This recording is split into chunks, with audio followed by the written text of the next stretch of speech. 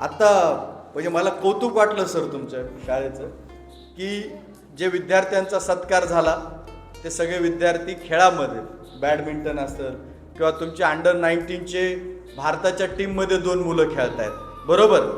त्याच्यानंतर काय असतं की एखाद्या शाळेमधले विद्यार्थीच म्हणजे त्यांचं कौतुक करावं.